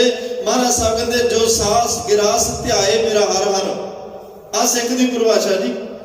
ਜੋ ਸਾਸ ਗਿਰਾਸ ਆਪਣੇ ਆਪਣੇ ਮਨਾਂ 'ਚ ਹੱਥ ਮਾਰ ਕੇ ਵੇਖਿਓ। ਅੱਜ ਗੱਲ ਜਿਹੜੀ ਸ਼ਬਦ ਵਿੱਚ ਗਏ ਉਹ ਅੰਮ੍ਰਿਤ ਵੇਲੇ ਜਾਗ ਕੇ, ਪ੍ਰਭਾਤ ਵੇਲੇ ਜਾਗ ਕੇ ਰੱਬ ਦੀ ਕੀਰਤੀ ਕਰਨ ਵਾਲਿਆਂ ਦੀ ਗੱਲ ਹੈ, ਜਿਹੜੇ ਅੰਮ੍ਰਿਤ ਵੇਲੇ ਜਾਗ ਕੇ ਧੰਨ ਗੁਰੂ ਰਾਮਦਾਸ ਪਾਤਸ਼ਾਹ ਦੇ ਉਸ ਨਾਮ ਦੇ ਬੇੜੇ ਵਿੱਚ ਚੜ ਗਏ। ਅੱਜ ਭੱਟ ਸਾਹਿਬਾਨ ਉਹਨਾਂ ਦੀ ਗੱਲ ਕਰ ਰਿਹਾ, ਜੋ ਸਾਸ ਗਿਰਾਸ ਧਿਆਏ ਮੇਰਾ ਹਰ ਹਰ, ਸੋ ਗੁਰ ਸਿੱਖ ਗੁਰੂ ਮਨ ਭਾਵੇ। ਸਿੱਖ ਤੋਂ ਗੱਲ ਸ਼ੁਰੂ ਹੋਈ। ਜਿਹੜਾ ਉਦਮ ਕੀਤਾ, ਅੰਮ੍ਰਿਤ ਵੇਲੇ ਜਾਗਿਆ, ਇਸ਼ਨਾਨ ਕੀਤਾ, ਚੜ੍ਹੈ ਦਿਵਸ ਗੁਰਬਾਣੀ ਗਾਵੈ, ਉੱਠਦਿਆਂ ਬਹਿੰਦਿਆਂ ਨਾਮ ਤੇ ਆਵੈ, ਸਾਸ ਗਿਰਾਸ ਧਿਆਏ ਮੇਰਾ ਹਰ ਹਰ। ਇਹ ਸਾਰੇ ਜਿਹੜੇ ਪੀਰੀਅਡ ਨੂੰ, ਇਹ ਸਾਰੀਆਂ ਪੌੜੀਆਂ, ਸਾਰੇ ਪੜਾਵਾਂ ਨੂੰ ਲੰਘ ਗਿਆ। ਹੁਣ ਉਹ ਸਿੱਖ ਨਹੀਂ ਰਿਹਾ, ਉਹ ਗੁਰਸਿੱਖ ਬਣ ਗਿਆ। ਸਿੱਖ ਤੋਂ ਗੁਰਸਿੱਖ ਭਾਵ ਗੁਰੂ ਦੀ ਸਿੱਖਿਆ ਧਾਰਨ ਕਰਕੇ ਗੁਰੂ ਦੇ ਗੁਣ ਉਹਦੇ ਵਿੱਚ ਆ ਗਏ, ਗੁਰੂ ਦਾ ਸੁਭਾਅ ਉਹਦੇ ਵਿੱਚ ਆ ਗਿਆ, ਗੁਰੂ ਦੇ ਦੇਵੀ ਗੁਣ, ਰੱਬੀ ਗੁਣ, ਰੱਬੀ ਰਹਿਮਤਾਂ ਉਹਦੇ ਵਿੱਚ ਆ ਗਈਆਂ। ਮਹਾਰਾਜ ਕਹਿੰਦੇ ਜਿਸ ਨੂੰ ਦਇਆਲ ਹੋਵੇ ਮੇਰਾ ਸੁਆਮੀ, ਜਿਹਦੇ ਉੱਤੇ ਉਹ ਪਰਮਾਤਮਾ ਦਿਆਲ ਹੋਵੇ, ਤਿਸ ਗੁਰਸਿੱਖ ਗੁਰੂ ਉਪਦੇਸ਼ ਸੁਣਾਵੇ, ਜਨ ਨਾਨਕ ਧੂੜ ਮੰਗੈ ਤਿਸ ਗੁਰਸਿੱਖ ਕੀ। ਅੱਜ ਗੁਰੂ ਗ੍ਰੰਥ ਸਾਹਿਬ ਬੋਲ ਕੇ ਕਹਿ ਰਹੇ ਆ, ਸੁਣਨ ਵਾਲੇ ਹੈਰਾਨ ਨੇ, ਜਿਹੜੇ ਸਵਾਲ ਕਰਨ ਵਾਲੇ ਹੈਰਾਨ ਨੇ, ਸ਼ੰਕਾ ਕਰਨ ਵਾਲੇ ਅੰਤਰ ਆਤਮੇ ਮਾਫੀਆ ਮੰਗ ਰਹੇ। ਗੁਰੂ ਗ੍ਰੰਥ ਸਾਹਿਬ ਅਸੀਂ ਸ਼ੰਕਾ ਕੀਤਾ ਸੀ, ਤਰਕ ਕੀਤਾ ਕਿ ਤੁਸੀਂ ਬੋਲਦੇ ਨਹੀਂ, ਪਰ ਤੁਹਾਡੇ ਕੋਲੋਂ ਇੱਕ ਸਵਾਲ ਕੀਤਾ, ਤੁਸੀਂ ਜਵਾਬ ਕਈ ਦੇ ਦਿੱਤੇ ਆ। ਤੁਸੀਂ ਜਵਾਬ ਵੀ ਐਡੇ ਤਸੱਲੀ ਬਖਸ਼ ਦਿੱਤੇ, ਬੋਲਣ ਨੂੰ ਜਗ੍ਹਾ ਕੋਈ ਨਹੀਂ ਰਹੀ, ਬੋਲਣ ਲਈ ਕੋਈ ਥਾਂ ਨਹੀਂ ਰਹੀ, ਬੋਲਣ ਕੋਈ ਸ਼ਬਦ ਨਹੀਂ ਰਿਹਾ। ਗੁਰੂ ਨਾਨਕ ਸਾਹਿਬ ਕਹਿੰਦੇ ਜਿਹੜਾ ਸਿੱਖ ਦੀ ਜ਼ਿੰਦਗੀ ਤੋਂ ਸ਼ੁਰੂ ਹੁੰਦਾ ਹੈ, ਇਸ ਤਰ੍ਹਾਂ ਨਾਮ ਜਪਦਾ, ਉੱਠਦੇ ਬੈਠਦੇ ਨਾਮ ਤੇ ਆਉਂਦਾ ਗੁਰਸਿੱਖ ਬਣਦਾ। ਜਿਹੜਾ ਗੁਰਸਿੱਖ ਬਣ ਜਾਏ ਫਿਰ ਉਹਦੇ ਚਰਨਾਂ ਦੀ ਧੂੜ ਧੰਨ ਗੁਰੂ ਨਾਨਕ ਸਾਹਿਬ ਮੰਗ ਰਿਹਾ। ਜਨ ਨਾਨਕ ਧੂੜ ਮੰਗੈ ਤਿਸ ਗੁਰਸਿੱਖ ਕੀ। ਜਿਹੜਾ ਗੁਰਸਿੱਖ ਆਪਸੀ ਸ਼ਬਦ ਵਿੱਚ ਸੁਣਿਆ, ਨਾਨਕ ਧੂੜ ਮੰਗੈ ਤਿਸ ਗੁਰਸਿੱਖ ਕੀ, ਜੋ ਆਪ ਜਪੈ ਅਵਰਾ ਨਾਮ ਜਪਾਵੇ। ਜਿਹੜਾ ਭਾਈ ਆਪ ਜਪੇ ਤੇ ਹੋਰਾਂ ਨੂੰ ਨਾਮ ਜਪਾਵੇ, ਉਹ ਗੁਰਸਿੱਖ ਬਣ ਜਾਂਦਾ। ਤੇ ਉਹਨਾਂ ਦੇ ਚਰਨਾਂ ਦੀ ਧੂੜ ਧੰਨ ਗੁਰੂ ਨਾਨਕ ਦੇ ਪਾਤਸ਼ਾਹ ਆਪ ਮੰਗ ਰਹੇ ਨੇ। ਗੁਰੂ ਰਾਮਦਾਸ ਮਹਾਰਾਜ ਦੇ ਬਚਨ ਹਨ, ਤੇ ਮਹਾਰਾਜ ਨੇ ਤੇ ਵੀ ਕਿਹਾ, ਚੌਥੇ ਪਹਿਰ ਸੁਬਾਹ ਕੇ ਸੁਰਤਿਆਂ ਉਪਜੈ ਚਾਓ, ਤਿੰਨਾਂ ਦਰਿਆਵਾਂ ਸਿਓ ਦੋਸਤੀ ਮਨਮੁਖ ਸੱਚਾ ਨਾਓ, ਪਹਿਲੇ ਪਹਿਰੇ ਫੁੱਲੜਾ ਫਲ ਪੀ ਪਛਾ ਰਾਤ। ਜਿਹੜੇ ਰਾਤ ਨੂੰ ਸੋਹਿਲਾ ਸਾਹਿਬ ਦਾ ਪਾਠ ਕਰਕੇ ਬੀਜ ਬੀਜਦੇ ਆ ਨਾ, ਮਹਾਰਾਜ ਕਹਿੰਦੇ ਫਿਰ ਪਹਿਲੇ ਪਹਿਰੇ ਫੁੱਲੜਾ, ਸੋਹਿਲਾ ਸਾਹਿਬ ਪੜ੍ਹ ਕੇ ਸੌਣ ਵਾਲਿਆਂ ਲਈ ਪਹਿਲੇ ਪਹਿਰ ਫਿਰ ਉਹ ਫੁੱਲ ਲੱਗਦਾ ਗਏ। ਫਲ ਪੀ ਪਛਾ ਰਾਤ, ਫਿਰ ਪਿਛਲੀ ਰਾਤ ਉਹ ਫਲ ਦੀ ਦੁਨੀਆ ਵਿੱਚ ਬਦਲ ਜਾਂਦਾ ਹੈ, ਉਹ ਫਲ ਦੇ ਰੂਪ ਵਿੱਚ ਬਦਲ ਜਾਂਦਾ ਹੈ। ਪਰ ਉਹ ਫਲ ਮਿਲਦਾ ਕਿਹਨੂੰ ਹੈ? ਫੁੱਲ ਤਾਂ ਬੀਜਿਆ, ਬੀਜ ਬੀਜਿਆ, ਫੁੱਲ ਲੱਗਿਆ, ਫਲ ਬਣ ਗਿਆ। ਮਿਲਿਆ ਕਿਹਨੂੰ? ਫਰੀਦਾ ਰਾਤ ਕਥੂਰੀ ਵੰਡੀ ਹੈ, ਸੁੱਤਿਆਂ ਮਿਲੇ ਨਾ ਪਾਓ। ਰੱਬ ਦਾ ਰਾਤ ਨੂੰ ਕਥੂਰੀ ਰੂਪ, ਕਸਤੂਰੀ ਰੂਪ ਨਾਮ ਵੰਡ ਰਿਹਾ, ਪਰ ਮਿਲਦਾ ਉਹਨਾਂ ਨੂੰ ਜੋ ਜਾ ਗਨ ਲਹਨ ਸੇ ਸਾਈਂ ਕੰਨੋਂ ਦਾਤ। ਜਿਹੜੇ ਭਾਈ ਉਸ ਅੰਮ੍ਰਿਤ ਵੇਲੇ ਜਾਗ ਲੈਣਗੇ, ਇਹ ਜਿਹੜਾ ਰਾਤ ਬੀਜ ਕੇ ਸੁੱਤੇ ਉਹਦਾ ਉਹ ਫਲ ਤੱਕ ਪਹੁੰਚ ਗਿਆ, ਫਿਰ ਉਹ ਨਾਮ ਰੂਪੀ ਬਖਸ਼ਿਸ਼ ਰੂਪੀ ਫਲ ਤੁਹਾਡੀ ਝੋਲੀ ਵਿੱਚ ਪੈ ਜਾਏਗਾ। ਚਾਲ ਲਾਗੇ ਉੱਠ ਨਾਮ ਜਪ, ਨਿਸ ਬਾਸੁਰ ਆਰਾਧ, ਕਾਰਾ ਤੁਝੈ ਨਾ ਵਿਆਪਈ। ਨਾਨਕ ਮਿਟੈ ਉਪਾਦ ਕਾਰਾ, ਕੋਈ ਚਿੰਤਾ ਝੋਰਾ, ਕਿਸੇ ਤਰ੍ਹਾਂ ਦਾ ਕਲ ਕਲੇਸ਼ ਤੁਹਾਨੂੰ ਨਹੀਂ ਵਿਆਪੇਗਾ, ਜੇ ਅੰਮ੍ਰਿਤ ਵੇਲੇ ਜਾਗ ਕੇ ਤੁਸੀਂ ਰੱਬ ਦੀ ਬੰਦਗੀ ਵਿੱਚ ਜੁੜੇ ਹੋਗੇ, ਜੇ ਅਕਾਲ ਪੁਰਖ ਦੀ ਬੰਦਗੀ ਵਿੱਚ ਜੁੜੇ ਹੋਗੇ। ਅੰਮ੍ਰਿਤ ਵੇਲੇ ਜਾ ਕੇ ਮਹਾਰਾਜ ਕਹਿੰਦੇ ਚਾਲ ਝਲੁੰਬੜੈ ਬਾਹਰ ਬਿਡਾਨੜੈ, ਨਾਵੜਾ ਲਈਏ ਕਿਸ ਵੱਡੇ ਦਿਨ ਵੱਡੇ ਅੰਮ੍ਰਿਤ ਵੇਲੇ ਜਾ ਕੇ ਬਾਹਰ ਵਿਡਾਲਣਾ। ਨਾਵੜਾ ਲਈਏ ਕਿਸ ਅੰਮ੍ਰਿਤ ਵੇਲੇ ਜਾ ਕੇ ਝਾਲਾਂਗੇ ਜਾ ਕੇ ਚੌਥੇ ਪਹਿਰ ਜਾ ਕੇ ਕਿਹਦਾ ਨਾਮ ਲਈਏ। ਮਹਾਰਾਜ ਕਹਿੰਦੇ ਨਾਮ ਲਈਏ ਪਰਮੇਸ਼ਰ ਹੈ ਭੰਨਣ ਕਰਨ ਸਮਰੱਥ। ਭਾਈ ਉਸ ਪਰਮੇਸ਼ਰ ਦਾ ਨਾਮ ਲਓ, ਅਕਾਲ ਪੁਰਖ ਦਾ ਨਾਮ ਲਓ ਜਿਹੜਾ ਦੁੱਖਾਂ ਨੂੰ ਭੰਨਣ ਦੇ ਸਮਰੱਥ ਹੈ। ਮੈਂ ਬੇਨਤੀ ਕਰਾਂ ਪਿਆਸ ਕਦੇ ਪਿਆਸ ਦਾ ਕੋਈ ਵਕਤ ਨਹੀਂ ਹੁੰਦਾ, ਪਿਆਸ ਕਦੇ ਵਕਤ ਦੀ ਗੁਲਾਮ ਨਹੀਂ ਹੁੰਦੀ ਔਰ ਪਿਆਸ ਵੇਲਾ ਵੀ ਨਹੀਂ ਵੇਖਦੀ ਮੈਂ ਕਿਹੜੇ ਵੇਲੇ ਲੱਗਣਾ ਕਿਹੜੇ ਵੇਲੇ ਨਹੀਂ ਲੱਗਣਾ। ਇਹਦੇ ਕੋਲੇ ਪਿਆਸ ਬੁਝਾਉਣ ਦਾ ਇੰਤਜ਼ਾਮ ਹੈ ਕਿ ਨਹੀਂ, ਪਿਆਸ ਲੱਗਣੀ ਹੈ ਤੇ ਕਦੋਂ ਲੱਗਣੀ ਹੈ ਕੋਈ ਪਤਾ ਨਹੀਂ। ਔਰ ਇਹ ਹੁਣ ਇਹ ਪਿਆਸ ਜਿਹੜੀ ਆ ਉਹ ਖਤਮ ਹੋ ਜਾਏ, ਉਹ ਬੁੱਝ ਜਾਏ। ਜਦੋਂ ਲੱਗ ਗਈ ਫਿਰ ਇਹ ਜਿੰਨਾ ਚਿਰ ਪਾਣੀ ਨਹੀਂ ਮਿਲਦਾ ਇਹ ਪਿਆਸ ਨੇ ਲੱਗੀ ਰਹਿਣਾ। ਇੱਕ ਵਾਰੀ ਲੱਗ ਗਈ ਪਾਣੀ ਜਿੰਨੀ ਦੇਰ ਤੱਕ ਮਿਲਦਾ ਨਹੀਂ ਉਨੀ ਦੇਰ ਤੱਕ ਇਸ ਪਿਆਸ ਨੇ ਬਰਕਰਾਰ ਰਹਿਣਾ ਹੈ। ਕੁਦਰਤ ਵਿੱਚ ਇੱਕ ਇਹੋ ਜਿਹਾ ਜੀਵ ਹੈ ਜਿਹਨੂੰ ਪਿਆਸ ਤਾਂ ਹਰ ਵੇਲੇ ਲੱਗਦੀ ਹੈ, ਪਿਆਸ ਹਰ ਵੇਲੇ ਲੱਗਦੀ ਹੈ, ਪਰ ਉਹ ਪਿਆਸ ਬੁਝਾਉਣ ਲਈ ਅਰਦਾਸ ਜਿਹੜੀ ਹੈ ਪੁਕਾਰ ਜਿਹੜੀ ਹੈ ਉਹ ਇੱਕ ਉਹਨੇ ਸਮਾਂ ਨਿਸ਼ਚਿਤ ਕੀਤਾ ਹੈ। ਉਹ ਹਰ ਵੇਲੇ ਪਾਣੀ ਨਹੀਂ ਕਰਦਾ, ਹਰ ਵੇਲੇ ਪਿਆਸ ਨਹੀਂ ਕਰਦਾ। ਪਿਆਸ ਹਰ ਵੇਲੇ ਲੱਗੀ, ਲੇਕਿਨ ਪਿਆਸ ਬੁਝਾਉਣ ਲਈ ਰੱਬ ਤੋਂ ਸਵੰਤੀ ਬੂੰਦ ਮੰਗਣ ਦਾ ਜਿਹੜਾ ਵੇਲਾ ਹੈ ਉਹਨੇ ਅੰਮ੍ਰਿਤ ਵੇਲਾ ਚੁਣਿਆ। ਮਹਾਰਾਜ ਸਾਹਿਬ ਕਹਿੰਦੇ ਬੰਬੀਹਾ ਅੰਮ੍ਰਿਤ ਵੇਲੇ ਬੋਲਿਆ। ਪਿਆਸ ਹਰ ਵੇਲੇ ਲੱਗੀ ਪਰ ਬੋਲਿਆ ਕਦੋਂ? ਅੰਮ੍ਰਿਤ ਵੇਲੇ। ਅੰਮ੍ਰਿਤ ਵੇਲੇ ਬੋਲਿਆ ਤਾਂ ਦਰ ਸੁਣੀ ਪੁਕਾਰ। ਅੰਮ੍ਰਿਤ ਵੇਲਾ ਭਾਈ ਕਿੱਡਾ ਸ੍ਰੇਸ਼ਟ ਸਰਮੌਰ ਹੈ। ਅੱਜ ਮਾਰੇ ਪ੍ਰਭਾਤ ਕਰੇ ਇਸ਼ਨਾਨ ਦੀ ਗੱਲ ਕਰ ਰਹੇ ਆ। ਅੰਮ੍ਰਿਤ ਵੇਲਾ ਕਿੱਡਾ ਸ੍ਰੇਸ਼ਟ। ਬੰਬੀਹਾ ਵੀ ਬੋਲੇ ਉਹਦੀ ਵੀ ਪੁਕਾਰ ਸੁਣੀ ਜਾਂਦੀ ਹੈ। ਮੇਘਾ ਨੂੰ ਫਰਮਾਨ ਹੋਆ ਤਾਂ ਬਰਸੋ ਕਿਰਪਾ ਧਾਰ। ਮਹਾਰਾਜ ਸਾਹਿਬ ਕਹਿੰਦੇ ਉਸ ਵੇਲੇ ਉਹਦੀ ਪੁਕਾਰ ਸੁਣੀ ਗਈ। ਰੱਬ ਨੇ ਮੇਘੇ ਨੂੰ ਫਰਮਾਨ ਹੁਕਮ ਕੀਤਾ, ਵਰਸਿਆ। ਉਸ ਵਰਸਣ ਲੱਗਿਆ ਇੱਕ ਸਵੰਤੀ ਬੂੰਦ ਉਹ ਬੰਬੀਹੇ ਨੂੰ ਵੀ ਦੇ ਦਿੱਤੀ ਜਿਹਦੀ ਜਨਮਾਂ ਦੀ ਪਿਆਸ ਮੁੱਕ ਗਈ। ਮਹਾਰਾਜ ਕਹਿੰਦੇ ਤੂੰ ਵੀ ਭਾਈ ਅੰਮ੍ਰਿਤ ਵੇਲੇ ਜਾ ਕੇ ਪਰਮਾਤਮਾ ਨੂੰ ਪੁਕਾਰ ਲੈ, ਉਹਦੇ ਨਾਮ ਵਿੱਚ ਜੁੜ ਜਾ, ਉਹਦੇ ਸਿਮਰਨ ਵਿੱਚ ਜੁੜ ਜਾ। ਤੇਰੇ ਵੀ ਜਨਮਾਂ ਦੀ ਪਿਆਸ ਕੋ ਨਾਮ ਦਾ ਕਿਰਤਾ ਦੇ ਕੇ ਸਦਾ ਲਈ ਬੁਝਾ ਦੇ। ਤੇਰਾ ਵੀ ਇਹ ਪਾਰ ਨਿਸਤਾਰਾ ਹੋ ਜਾਏਗਾ। तो सतगुरु पातशाह ने तो यह जीवन ਨੂੰ ਵੀ ਅੰਮ੍ਰਿਤ ਕਿਹਾ ਹੈ, ਇਹ ਜ਼ਿੰਦਗੀ ਨੂੰ ਵੀ ਅੰਮ੍ਰਿਤ ਕਿਹਾ ਹੈ। ਸੁਣ ਮਨ ਮਿੱਤਰ ਪਿਆਰਿਆ ਮਿਲ ਵੇਲਾ ਹੈ ਇਹ, जब लग जोबन सास है तब लग ये तन देह। महाराज साहब कहते ये अमृत वर्गा तेन मनुखा जीवन मिलिया, परमात्मा नूं मिलण दा वेला है। उठ इस समय नूं संभाल रंग मान लै प्यारिया, जा जोबन ना होला दिन थोड़े थके भया पुराना चोला। हुण समा तेरे कोले थोड़ा है ते ये वेला जिहड़ा वो लंघदा जा रहा है। तां महाराज साहब कहते अमृत वेले जे जागेगा, अमृत वेला ओहदे लई है जिहड़ा अमृत वेले अमृत काम करे। जेड़े अमृत वेले जाके अमृत वेले भी कहर करन, अमृत वेले जाग के भी जुल्म करन, उन्हां लई भी महाराज साहब ने कह दिता लाहौर शहर जहर कहर सवा पहर। उत्थे वो जागदे तो अमृत वेले ही आ पर कहर कर रहे आ, जीव हत्या कर रहे आ। ते महाराज साहब कहते जदों उन्हां दे अमृत वेले विच भी अमृत नाम आ गया, फिर लाहौर शहर अमृतसर सिफती दा घर बन गया। तो महाराज साहब कह रहे भाई अमृत वेले जाग के उस अकाल पुरख वाहिगुरू परमात्मा की सिफत सलाह में जुड़, ताकि तेरा यह जीवन सफल होवे, जीवन तेरा जिहड़ा है लाहेमंद हो सके, तेरी गुरु नाल नेड़ता परमात्मा नाल नेड़ता बन सके। अज दे पावन बचन ਹਨ जी, प्रताप सदा गुर का घट घट, प्रगास भया जस जन कै। घट घट का अर्थ है हरेक हिरदे विच, हरेक प्राणी मात्र दे हिरदे विच धन गुरु रामदास साहब सच्चे पातशाह तुहाडा हरेक हिरदे विच प्रताप जिहड़ा है वो प्रगट हो गया। हरेक प्राणी मात्र दे हिरदे विच तुहाडा प्रगट हो गया है प्रताप। कई मनुख गुरबाणी दा पाठ पढ़ते हैं, एक पढ़ है प्रताप सदा गुरु का घट घट, प्रगास भया जस जन कै। हर एक जस जन सेवक दे, जन दा अर्थ हुंदा सेवक, हर एक सेवक दे हिरदे विच तुहाडा जस तुहाडा प्रताप प्रगट हो चुकिया है। सब नूं पता लग गया धन गुरु रामदास पातशाह दुनिया के बेड़े तारन वाले ने। सब नूं पता लग गया धन गुरु रामदास सब दियां झोलियां भरन वाला। बाबा श्री चंद साहब गुरु अंगद साहब के दर्शन करने आए, गुरु अमरदास साहब के दर्शन करने आए, गुरु नानक साहब के साहब कहते हो उन्होंने लग रहा सी ये लोकां लई गुरु साडे तां सेवक ने ना, साडे तां अर्दलीए ने, गुरु लोकां लई होणगे। पर जदों धन ਧੰਨ ਗੁਰੂ ਰਾਮਦਾਸ ਤਖਤ ਤੇ ਅਸੀਨ ਹੋਏ। 4 ਚੁਫੇਰੇ ਗੁਰੂ ਰਾਮਦਾਸ ਸਾਹਿਬ ਦਾ ਵਾਧਾ ਪ੍ਰਤਾਪ ਵੇਖਿਆ।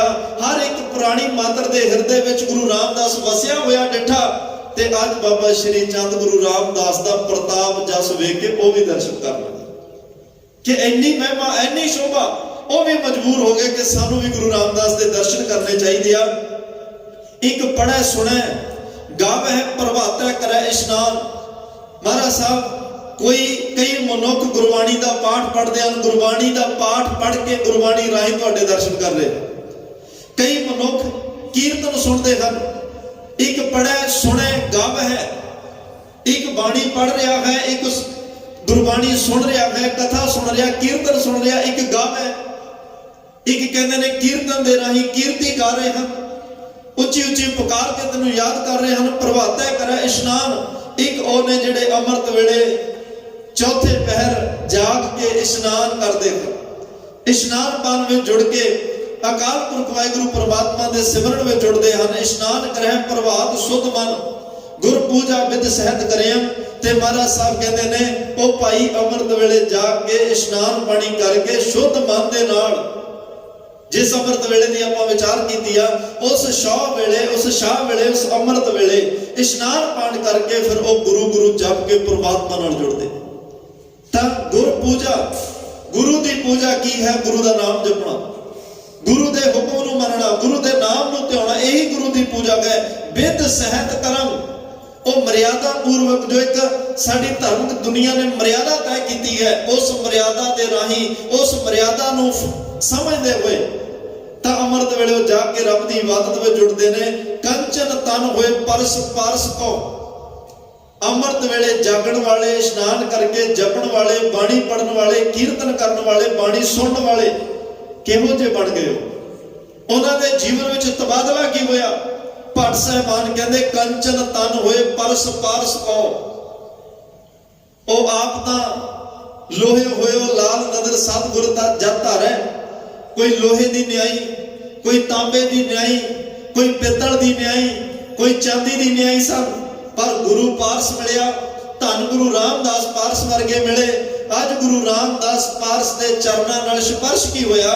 ਬਾਣੀ ਰੂਪ ਸਪਰਸ਼ ਹੋਇਆ, ਨਾਮ ਰੂਪ ਸਪਰਸ਼ ਹੋਇਆ, ਗੁਰੂ ਦੇ ਉਪਦੇਸ਼ ਰੂਪੀ ਉਹਨਾਂ ਨੂੰ ਗੁਰੂ ਰਾਮਦਾਸ ਮਿਲੇ ਤੇ ਸਪਰਸ਼ ਕਰਕੇ ਸਾਰੇ ਕੰਚਨ ਵਰਗੇ ਬਣ ਗਏ, ਸਾਰੇ ਬੇਸ਼ਕੀਮਤੀ ਹੋ ਗਏ, ਸਾਰੇ ਨਿਰਮਲ ਹੋ ਗਏ, ਸਵੱਛ ਹੋ ਗਏ ਤੇ ਸਾਰੇ ਗੁਰਸਿੱਖ ਗੁਰਮੁਖ ਪਿਆਰੇ ਬਣ ਗਏ। ਜੋਤ ਸਰੂਪੀ ਧਿਆਨ ਧਰਮ, ਜਿਹੜੇ ਜੋਤ ਸਰੂਪ ਅਕਾਲ ਪੁਰਖ ਵਾਹਿਗੁਰੂ ਪਰਮਾਤਮਾ ਦਾ ਗੁਰੂ ਰਾਮਦਾਸ ਪਾਤਸ਼ਾਹ ਤੋਂ ਉਪਦੇਸ਼ ਲੈ ਕੇ ਧਿਆਨ ਧਰਦੇ ਸਨ, ਅੱਜ ਉਹ ਨਾਮ ਜਪਦੇ ਜਪਦੇ ਸਾਰੇ ਕੰਚਨ ਵਰਗੇ ਕੀਮਤੀ ਬਣ ਚੁੱਕੇ ਨੇ।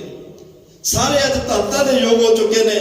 ਜਗ ਜੀਵਨ ਜਗਨਨਾਥ ਜਲ ਥਲ ਮਹਿ ਰਹਿਆ ਪੂਰ ਬਹੁ ਬਿਦ ਵਰਨਨ। ਮਹਾਰਾਜ ਸਾਹਿਬ ਕਹਿੰਦੇ ਆ ਭਾਈ, ਜਿਹੜਾ ਜਗਤ ਦਾ ਜੀਵਨ ਹੈ, ਜਗਤ ਦਾ ਮਾਲਕ ਹੈ, ਜਗਨਨਾਥ ਜਗਤ ਦਾ ਮਾਲਕ। ਧੰਨ ਗੁਰੂ ਨਾਨਕ ਸਾਹਿਬ ਨੇ ਜਦੋਂ ਉੜੀਸਾ ਗਏ ਨੇ ਜਗਨਨਾਥਪੁਰੀ, ਉਹ ਕਹਿੰਦੇ ਜੀ ਆਰਤੀ ਕਰਨੀ ਹੈ, ਕਿਹਦੀ? ਕਹਿੰਦੇ ਜਗਨਨਾਥਪੁਰ, ਜਗਨਨਾਥ ਦੀ। ਤਾਂ ਕੁਛ ਥਾਲ ਚ ਦੀਵੇ ਰੱਖ ਕੇ ਉਹ ਆਰਤੀ ਕਰ ਰਿਹਾ, 7 ਵਾਰ ਥਾਲ ਘੁਮਾਇਆ। ਮਹਾਰਾਜ ਸਾਹਿਬ ਖੜੇ ਵੇਖਦੇ ਰਹੇ। ਉਹ ਕਹਿੰਦੇ ਜੀ ਤੁਸੀਂ ਸਾਡੇ ਨਾਲ ਆਰਤੀ ਕਿਉਂ ਨਹੀਂ ਕੀਤੀ? ਮਹਾਰਾਜ ਕਹਿੰਦੇ ਤੁਸੀਂ ਮੈਨੂੰ ਜਗਨਨਾਥ ਦੀ ਆਰਤੀ ਲਈ ਕਿਹਾ ਸੀ, ਪਰ ਤੁਸੀਂ ਜਗਨਨਾਥ ਦੀ ਆਰਤੀ ਨਹੀਂ ਕੀਤੀ, ਤੁਹਾਨੂੰ ਪਤਾ ਹੀ ਨਹੀਂ ਜਗਨਨਾਥ ਕੌਣ ਹੈ। ਜੇ ਜਗਨਨਾਥ ਇੱਕ ਤੁਹਾਡੇ ਲਈ ਭਗਵਾਨ ਕ੍ਰਿਸ਼ਨ ਸਾਹਿਬ ਦੀ ਤਸਵੀਰ ਹੈ, ਇੱਕ ਮੂਰਤੀ ਹੈ, ਫਿਰ ਇਹ ਤਾਂ ਇੱਥੇ ਇਸ ਜਗ੍ਹਾ ਤੇ ਸਥਾਪਿਤ ਹੈ ਨਾ, ਫਿਰ ਬਾਕੀ ਦੁਨੀਆ ਦਾ ਜਗਨਨਾਥ ਕੌਣ ਹੈ? ਫਿਰ ਬਾਕੀ ਸੰਸਾਰ ਦਾ ਮਾਲਕ ਕੌਣ ਹੈ? ਇਹ ਜਗਨਨਾਥ ਇੱਕ ਜਗ੍ਹਾ ਤੁਸੀਂ ਸਥਾਪਿਤ ਕਰ ਲਿਆ। ਜਗਨਨਾਥ ਤਾਂ ਉਹ ਹੁੰਦਾ ਜਿਹੜਾ ਸਾਰੇ ਜਗਤ ਸੰਸਾਰ ਦੇ ਕਣ ਕਣ ਵਿੱਚ ਵਸਿਆ ਹੋਵੇ, ਜਿਹਦੇ ਕੋਲੇ ਸਾਰਿਆਂ ਦੀ ਸਾਂਭ ਸੰਭਾਲ ਹੋਵੇ, ਸਾਰਿਆਂ ਦੇ ਅੰਦਰ ਬਾਹਰ ਦੀਆਂ ਗੱਲਾਂ ਜਾਣਦਾ ਹੋਵੇ, ਸਾਰਿਆਂ ਨੂੰ ਰਿਜ਼ਕ ਪਹੁੰਚਾਉਣ ਦਾ ਸੀਮਤ ਹੋਵੇ, ਉਹ ਜਗਨਨਾਥ ਹੁੰਦਾ ਹੈ। ਅੱਜ ਉਸ ਜਗਨਨਾਥ ਅਕਾਲ ਪੁਰਖ ਵਾਹਿਗੁਰੂ ਪਰਮਾਤਮਾ ਦੀ ਗੱਲ ਭੱਟ ਸਾਹਿਬਾਨ ਕਰ ਰਹੇ। ਜਗ ਜੀਵਨ ਜਗਨਨਾਥ ਜਲ ਥਲ ਮਹਿ। ਵੇਖੋ ਨਾ, ਨਾਲ ਇਸ ਸ਼ਬਦ ਨੇ ਕਲੀਅਰ ਕਰ ਦਿੱਤੀ, ਜਲ ਥਲ ਮਹਿ, ਜਿਹੜਾ ਜਲਾਂ ਥਲਾਂ ਵਿੱਚ ਵਸਿਆ ਹੋਇਆ ਸਰਬ ਵਿਆਪਕ ਹੈ। ਉਸ ਜਗ ਜੀਵਨ, ਜਗਤ ਦੇ ਜੀਵਨ, ਜਗਤ ਦਾ ਮਾਲਕ ਜਲਾਂ ਥਲਾਂ ਵਿੱਚ ਜਿਹੜਾ ਹਰ ਜਗ੍ਹਾ ਵਿਆਪਕ ਹੈ। ਤੇ ਇਹ ਭਾਈ ਸਤਿਗੁਰੂ ਰਾਮਦਾਸ ਜੀ ਆਤਮਿਕ ਅਵਸਥਾ ਜਿਹੜੀ ਹੈ, ਜਿਹੜੇ ਉਸ ਹਰ ਇੱਕ ਜਗ੍ਹਾ ਵਿੱਚ ਰਮੇ ਹੋਏ ਨੂੰ, ਵਰਣਨ ਦਾ ਅਰਥ ਹੁੰਦਾ ਜਿਹਦੀ ਸ਼ੋਭਾ ਵਡਿਆਈ ਨੂੰ ਬਿਆਨ ਨਹੀਂ ਕੀਤਾ ਜਾ ਸਕਦਾ। ਨਾ ਬਿਆਨ ਹੋਣ ਵਾਲੇ ਅਕਾਲ ਪੁਰਖ ਵਾਹਿਗੁਰੂ ਪਰਮਾਤਮਾ ਨੂੰ ਜਿਹੜੇ ਜਪਦੇ ਨੇ, ਉਹਨਾਂ ਨੂੰ ਫਿਰ ਉਹ ਨਾਮ ਦਾ बेड़ा मिलता है। सतगुरु गुरसेव अलखत जागी श्री रामदास तारण तरनम धन गुरु रामदास पातशाह दी भाई गति अलख है, लखी नहीं जा सकती, ओनू असीं बयान नहीं कर सकते, ओनू जान नहीं सकते, मान जरूर सकते हैं। ओनू जानना औखा है, ओहदा अंत नहीं, ओहदा पारावार कोई नहीं, ओनू माणिया जा सकता है। धन गुरु रामदास पातशाह एक वो जहाज ने जिहड़ा जहाज सानू संसार के समुद्रां तो पार लाने वाले, मैं कल बेनती की होर जहाज ने तुसीं वेखे आ सारे ने, जिहड़ा भवसागर तो पार करने वाला जहाज वो धन गुरु रामदास पातशाह ने। वो नाम का जहाज गुरु रामदास पातशाह कोल है, वो नाम का बेड़ा गुरु रामदास पातशाह कोल है। जे भवसागर तो पार होना चाहते हो, अज बाबा हनुमान सिंह महाराज नूं अपना विचोला बना लो, उन्हां अगे अरदास करो कि धन बाबा हनुमान सिंह महाराज, असीं हर रोज तुहाडे चरनां विच आउंदे हां, हर रोज तुहाडे घर विच आउंदे हां, हर रोज तुहाडे दर ते आउंदे हां, किरपा बख्शिश रहमत करो। जेड़ा जहाज नाम दा बेड़ा गुरु रामदास पातशाह कोल है ना, तरस करके मेहरमत करके सानू उस नाम दे बेड़े विच बिठा दे, ताकि असीं इस भवसागर तो पार हो सकीए। साडा ये जीवन जिहड़ा है वो इस भवसागर तो पार हो सके। धन धन साहिब श्री गुरु गोबिंद सिंह साहब सच्चे पातशाह भी तो सानू शब्द के बेड़े च बिठा के गए ना, उन्होंने भी तो सानू नाम के बेड़े गुर जहाज खेवट गुरु गुरबाणी गुरु का जहाज जिहड़ा उहदे विच ही उन्होंने सानू अखीर बिठाया ना। धन गुरु गोबिंद सिंह साहब पातशाह का जीवन 42 साल की उम्र है सारी, सन 1666 तो 1708 तक 42 साल के जीवन नूं जे वाचना वेखना है ना, तो मैं कालफ कह रहा है कि तुहाडे कोले बहुत तेज रफ्तार चलण वाला तेज तरार घोड़ा चाहिए, उहदे ते सवार होकर तुसीं कोशिश कर सकते हो भी धन गुरु गोबिंद सिंह साहब महाराज के जीवन नूं कुछ जान सको। नहीं, जिन्ना जीवन है वो सारा ही विचित्र है, सारा ही अलौकिक है। जे वो जे जीवन वर्तारे धन गुरु गोबिंद सिंह साहब महाराज के जीवन च वरते ने, इवें दे जीवन वर्तारे किसी होर पैगंबर की जिंदगी विच नहीं आए। 42 साल उम्र बड़ी छोटी है, पर इस उम्र दे विच जन्म तो लैके अपने जीवन जिंदगी के आखिरी श्वास तक संसार तो कुछ लिया नहीं, संसार की झोली विच ही पाया। संसार तो मंगिया कुछ नहीं, जो कुछ सी वो संसार की झोली विच पाउंदे गए। बचपन का वक्त सी, गंगा किनारे खेडण गए, गंगा ने सोने के कड़े कंगण मंग ले ते उन्होंने दे दिते, सोने के कड़े मंगे गंगा की भेंट कर दिते, गंगा ने सोना मंगया सोना दे दिता।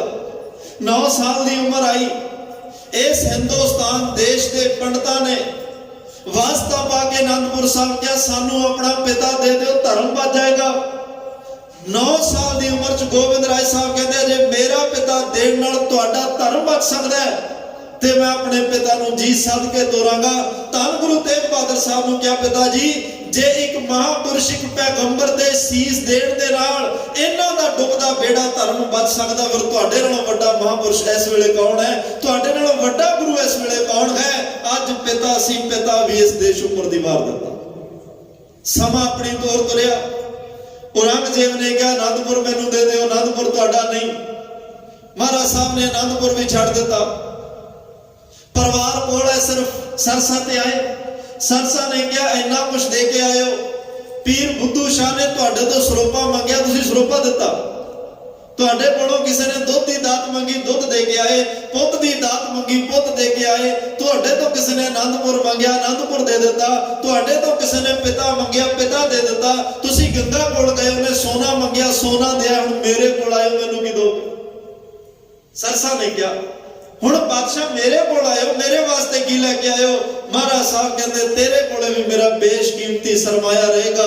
एक अपने हाथां नाल लिखिया होया जिहड़ा विद्या सागर ग्रंथ उस सरसा दी भेंट होया। महाराज साहब दे प्राणां तो प्यारे सिंह सरसा दी भेंट होए।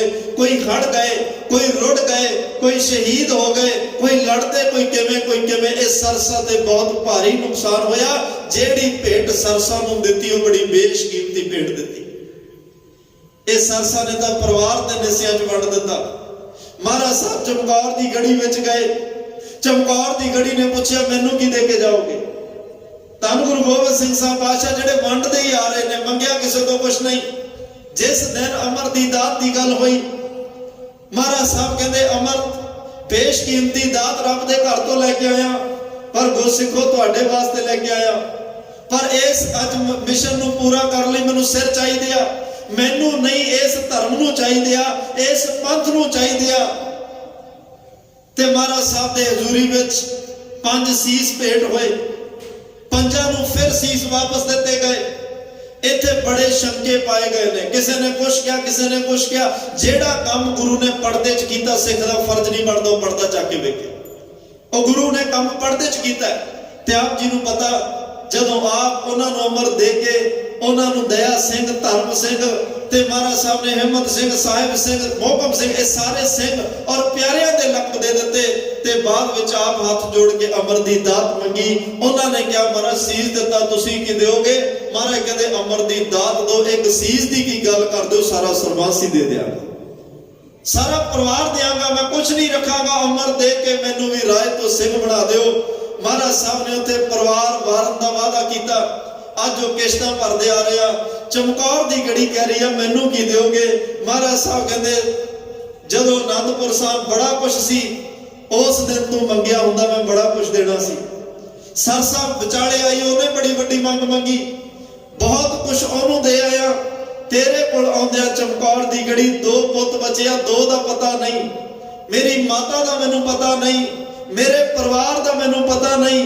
ਮੇਰੇ ਕੋਲੇ ਇਸ ਵੇਲੇ 2 ਪੁੱਤ ਨੇ, 5 ਪਿਆਰੇ ਨੇ, ਕੁਝ ਇੱਕ ਗਿਣਤੀ ਦੇ ਸਿੰਘ ਨੇ। 10 ਤੈਨੂੰ ਕੀ ਚਾਹੀਦਾ ਹੈ? ਅੱਜ ਚਮਕੌਰ ਦੀ ਗੜੀ ਵਿੱਚ ਮਹਾਰਾਜ ਸਾਹਿਬ 2 ਆਪਣੇ ਲਖਤੇ ਜ਼ਿਗਰ, 5 ਚੋਂ 3 ਪਿਆਰੇ, ਗਿਣਤੀ ਦੇ 40 ਸਿੰਘ ਸ਼ਹੀਦ ਕਰਕੇ ਉਹ ਚਮਕੌਰ ਦੀ ਗੜੀ ਨੂੰ ਭੇਟ ਕਰਕੇ ਚਲੇ ਗਏ। ਮਾਛੀਵਾੜੇ ਦਾ ਜੰਗਲ ਆਇਆ। ਮਹਾਰਾਜ ਸਾਹਿਬ ਕੋਲ ਇੱਥੇ ਹੁਣ ਕੀ ਹੈ? ਇੱਥੇ ਸਿਰਫ ਪਿਆਰੇ ਦੀ ਯਾਦ ਬਚੀ ਹੈ, ਅਕਾਲ ਪੁਰਖ ਦੀ ਯਾਦ ਬਚੀ। ਜੰਗਲ ਨਾਲ ਗੱਲਾਂ ਹੋਈਆਂ, ਉੱਥੇ ਚੱਲਦੀ ਹਵਾ ਨਾਲ ਗੱਲਾਂ ਹੋਈਆਂ, ਕੁਦਰਤੀ ਕ੍ਰਿਸ਼ਮੇ ਨਾਲ ਗੱਲਾਂ ਹੋਈਆਂ। ਤੇ ਮਹਾਰਾਜ ਸਾਹਿਬ ਨੇ ਉੱਥੇ ਪਿਆਰੇ ਦੀ ਸਾਧ ਗਾ ਕੇ, ਐਸੀ ਪਿਆਰੇ ਦੀ ਸਾਧ ਗਾਈ, ਅੱਜ ਉਹ ਮਾਛੀਵਾੜੇ ਦਾ ਜੰਗਲ ਵੀ ਪੂਜਾ ਯੋਗ ਹੋ ਗਿਆ। ਐਸਾ ਪਿਆਰੇ ਨੂੰ ਸੱਦਾ ਦਿੱਤਾ, ਅੱਜ ਉਹ ਮਾਛੀਵਾੜੇ ਦਾ ਜੰਗਲ ਵੀ ਧਰਤਾ ਯੋਗ ਹੋ ਗਿਆ। ਮਹਾਰਾਜ ਸਾਹਿਬ ਜਿਵੇਂ ਜਿਵੇਂ ਤੁਰਦੇ ਜਾ ਰਿਹਾ, ਵੰਡਦੇ ਹੀ ਜਾ ਰਿਹਾ, ਦੁਨੀਆ ਨੂੰ ਕੁਛ ਨਾ ਕੁਛ ਦਿੰਦੇ ਹੀ ਜਾ ਰਿਹਾ। ਸਮਾਂ ਕਹਿੰਦੇ ਨੇ ਉਹਦੇ ਇੱਕ ਹੱਥ ਬਾਜ, ਉਹਦੇ ਦੂਜੇ ਹੱਥ ਘੋੜਾ, ਉਹਦੀ ਉਮਰ ਵੱਡੀ ਛੋਟੀ, ਉਹਦਾ ਸਮਾਂ ਬੜਾ ਥੋੜਾ, ਉਹਦੇ ਕੰਮ ਬਹੁਤ ਵੱਡੇ ਸਨ ਪਰ ਸਮਾਂ ਬਹੁਤ ਥੋੜਾ। ਮਹਾਰਾਜ ਸਾਹਿਬ ਦੀਨਾ ਕਾਂਗੜ ਜਫਰਨਾਮਾ ਲਿਖਦੇ ਆ। 14ਵਾਂ ਜੰਗ ਮੁਕਤਸਰ ਦੀ ਧਰਤੀ ਤੇ ਲਿਖ ਹੁੰਦਾ ਹੈ। ਦਮਦਮਾ ਸਾਹਿਬ ਦੀ ਧਰਤੀ ਤੇ ਸ੍ਰੀ ਗੁਰੂ ਗ੍ਰੰਥ ਸਾਹਿਬ ਦੀ ਸੰਪੂਰਨਤਾ ਕਰਦੇ ਆ, ਗੁਰਸਿੱਖੀ ਦਾ ਪ੍ਰਚਾਰ ਕਰਦੇ ਆ। ਪਹਿਲੀ ਵਾਰ ਧੰਨ ਗੁਰੂ ਗ੍ਰੰਥ ਸਾਹਿਬ ਦੀ ਕਥਾ ਦਮਦਮਾ ਸਾਹਿਬ ਦੀ ਧਰਤੀ ਤੇ ਕਰਦੇ ਆ। ਮਹਾਰਾਜ ਸਾਹਿਬ ਇੱਥੋਂ ਫਿਰ ਦੱਖਣ ਦੇਸ਼ ਨੂੰ ਚਲੇ ਜਾਂਦੇ ਆ।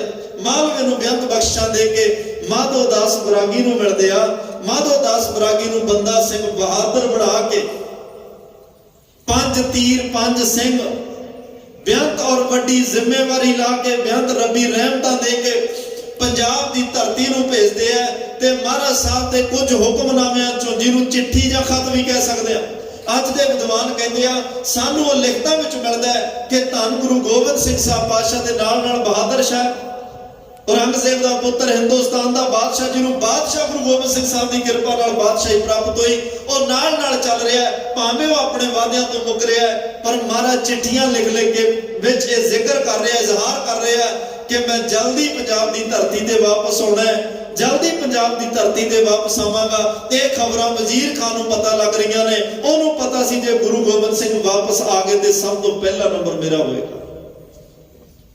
ਤੇ ਇਹਨੇ ਆਪਣੀ ਮੈਲੀ ਮਤ ਕੂਟਨੀਤੀ ਦੇ ਨਾਲ, ਇੱਕ ਮਾੜੀ ਘਟੀਆ ਸੋਚ ਦੇ ਨਾਲ, ਜਿਹੜਾ ਗੁਰੂ ਸਾਹਿਬ ਦੇ ਸਾਹਿਬਜ਼ਾਦਿਆਂ ਨੂੰ, ਮਾਤਾ ਨੂੰ ਸ਼ਹੀਦ ਕਰ ਸਕਦਾ ਹੈ, ਗੁਰੂ ਗੋਬਿੰਦ ਸਿੰਘ ਨੇ 2 ਚਾਰੇ ਸਾਹਿਬਜ਼ਾਦੇ, ਇਹ ਸਭ ਕੁਝ ਕੌਮ ਦੇ ਲੇਖੇ ਲਾਇਆ। ਜਿਹੜਾ ਛੋਟੇ ਸਾਹਿਬਜ਼ਾਦਿਆਂ ਨੂੰ ਸ਼ਹੀਦ ਕਰ ਸਕਦਾ, ਗੁਰੂ ਗੋਬਿੰਦ ਸਿੰਘ ਸਾਹਿਬ ਨਾਲ ਕਿਵੇਂ ਘੱਟ ਗੁਜ਼ਾਰਨੀ। ਇਹਨੇ ਫਿਰ 2 ਪਠਾਣਾਂ ਦੀ ਡਿਊਟੀ ਲਾਈ ਕਿ ਗੁਰੂ ਗੋਬਿੰਦ ਸਿੰਘ ਵਾਪਸ ਪੰਜਾਬ ਆਉਣ ਦੀ ਗੱਲ ਕਰਦੇ ਆ, ਤੁਸੀਂ ਪੰਜਾਬ ਆਉਣ ਹੀ ਨਾ ਦਿਓ, ਉੱਥੇ ਕਤਲ ਕਰਕੇ ਮਾਰ ਦਿਓ।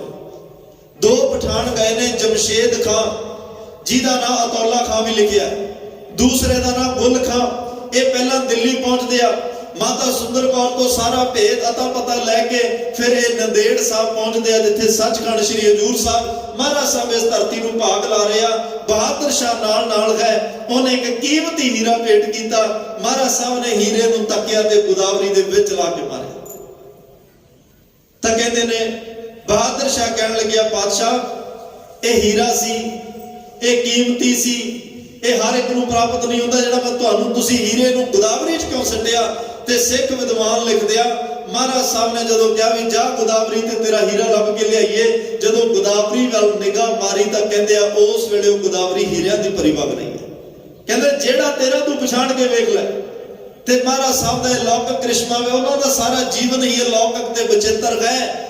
ਬਹਾਦਰ ਸ਼ਾਹ ਕੋਲੇ ਕੋਈ ਜਵਾਬ ਨਹੀਂ ਸੀ ਤੇ ਮਹਾਰਾਜ ਤੁਹਾਨੂੰ ਮੈਂ ਕੀ ਹੀਰੇ ਭੇਟ ਕਰ ਸਕਦਾ, ਤੁਹਾਡੇ ਘਰ ਵਿੱਚ ਹੀਰਿਆਂ ਦੀਆਂ ਨਦੀਆਂ ਵਗ ਰਹੀਆਂ।